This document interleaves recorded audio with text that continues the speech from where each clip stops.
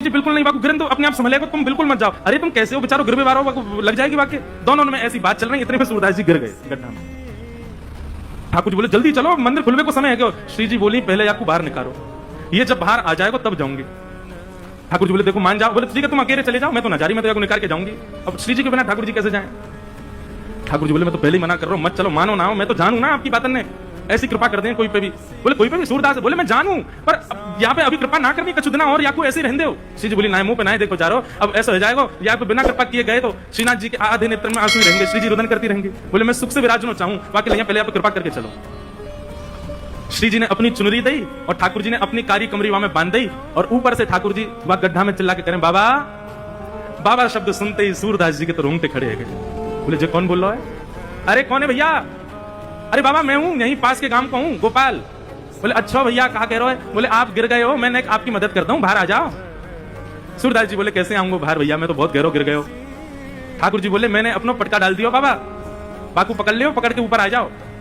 सूरदास जी ढूंढने लगे, तभी हाथ में पटका आयो। सूरदास जी ने जैसे ही वो पटका पकड़ो, कारी कमरी पकड़ी और ऊपर चढ़ने लगे, तो नासिका के पास जाते वह कारी कमरी में थे ठाकुर जी के श्री अंग की सुगंध, जो आज सवेरे सवेरे श्रृंगार के दर्शन में श्रीनाथ जी में जो इत्र प्राप्त भयो, वहां की सुगंधी और कारी कमरी की सुगंधी एक सी है। सूरदास जी बोले जे सुगंधी तो सुबह सुबह गुसाई जी ने दही मोहे श्रृंगार के बाद, ये पटका में तो कैसे आ रही है? सूरदास जी के मन में संशय नहीं आया कि कोई और होगा, तुरंत विश्वास प्रकट हो गया, श्याम सुंदर ही है।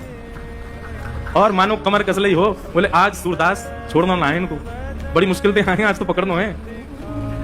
ऊपर आने लगे सूरदास, यहाँ ठाकुर जी श्री जी की चुनरी तक कारी कमरी बंधी भई है, और ठाकुर जी श्री जी की चुनरी पकड़े खड़े हैं, और ठाकुर जी की कमर पकड़ के श्री जी खींच रही है पीछे, और सूरदास बाहर आ रहे हैं। सूरदास जी जैसे जैसे बाहर आ रहे हैं, नेत्रन में आंसू आ रहे हैं, लेकिन पी रहे हैं। बोले आज बाबू ना हो, आज तो चतुराई दिखानी है। और जैसे ही महाराज सूरदास जी निकल के बाहर आए, जानबूझ के सूरदास जी ने ऐसा नाटक किया कि मानो गिर गए हों, और जोर दे आगे की तरफ गिरवे को भय। ठाकुर जी तो पीछे हट गए, श्री जी वहीं रह गए, जो श्री जी के चरण में जाके गिरे, सोई चरण पकड़ लिए सूरदास जी ने। अब सूरदास जी के हाथ में जैसे श्री जी के चरण आए, ठाकुर जी ने श्री जी को हाथ पकड़ो, जोर दे, बोले पीछे हटो। अब पीछे श्री जी हटी तो श्री जी के पामन को नूपुर सूरदास जी के हाथ में रह गए। सूरदास जी ने चुपचाप छुपाई के यहीं दल लियो। ठाकुर जी बोले श्री जी जल्दी चलो, मंदिर खुलवा रहा हूं, गुसाई जी अभी मंदिर खोल देंगे। श्री जी चलन लगी तो बोली जय जय, मेरे एक नूपुर की ध्वनि ना आ रही, कहीं गिर को दिखे। ठाकुर जी बोले दूसरा दिलवा दूंगा, अब चलो जल्दी। श्री जी बोली ना मुझको तो वही चाहिए। ठाकुर जी बोले यही मारे ना लेके आ रहा हूं आपको। अब पीछे मुड़ के देखी तो सूरदास जी वह नूपुर को ऐसे कान से लगा करके वहां की ध्वनि सुन रहे हैं, देख तो सके ना है, वहां की कोमलता को अनुभव कर रहे हैं। वह बाबा के पास में जय जय वहीं चलो। ठाकुर जी बोले अब यही पर हिंदी में दूसरी दिला दूंगा तुम्हें, अब चलो जल्दी, मंदिर में खुल जाएगा नहीं तो। बोले ना मुझको तो यही चाहिए।